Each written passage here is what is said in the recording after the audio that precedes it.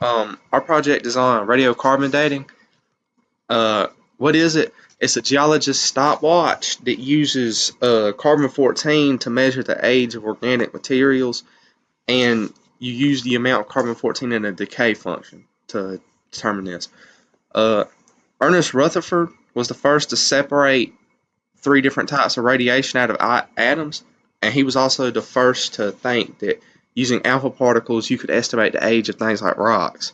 Bertram Boltwood, inspired by Rutherford, looked at the parent and daughter nuclei of an element and found that the parent nuclei can decay and change into a new element, which is the new daughter nuclei, and he used this information and sort of made the function for radiocarbon dating and used all of the information that he had from Rutherford and that he had discovered to figure out how to calculate how much time had passed since the decay began. I'm Callie, and I'm going to be talking about carbon-14 dating, which is represented by an exponential decay formula. This bone here has about 76% remaining of carbon-14, and the reason for that is because carbon-14 decays at a half-life of about 5,700 years, and that half-life just represents the parent nuclei decaying half of its original value. So once we have that 76% remaining, we are going to plug that into our formula, which is just taking the log of your current amount, which is how much is remaining, over the initial amount, and multiply that by your times your half-life, and that will give you T in years, and that'll tell you exactly how old your non-living bone is. So this will be our example for our carbon dating. This one in particular is an exponential decay, which can be represented by this formula. It's rewritten so that it'll look more familiar once we get into the application. You can find this problem on YouTube by Anil Kumar. The question is, the bones of a human body were found to contain only 76% of carbon-14 than in living bones. How long before did the person die? Our half-life for this problem specifically is 5,668 years. And then we will use this formula right here.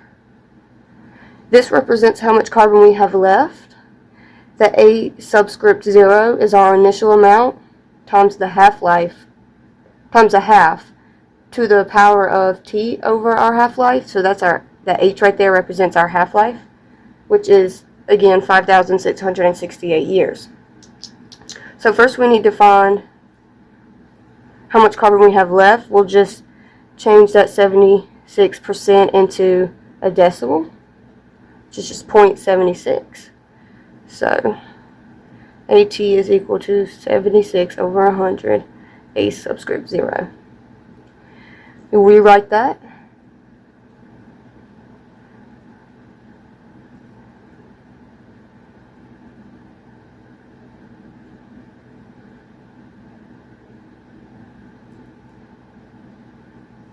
So now that it's rewritten, we're going to take the log of both sides so that we can find the value of T. So I'm going to take the log of 0.76. To eliminate this A subscript 0, you just divide both sides by the A subscript 0.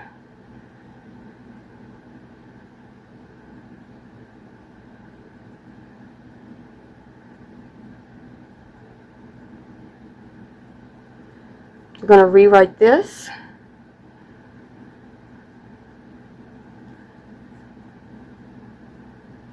Because we're trying to eliminate whatever's attached to T so that we can find the value of T. So we'll divide both sides by that log of a half,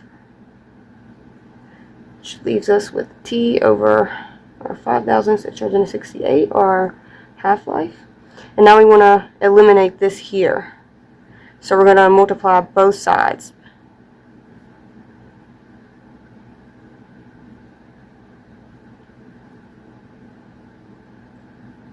So, in summary, T is equal to the log of our 76%, which is how much it has currently, change that half into a decimal just because we're working with decimals, times our half-life of 5,668 years. And the reason this is on this side now is because we will multiply each side by that 5,000 to get our t alone.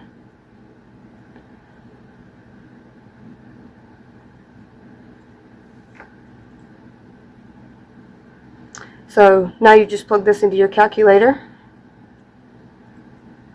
and you should get t equals 2244.12, or 2,244 years old.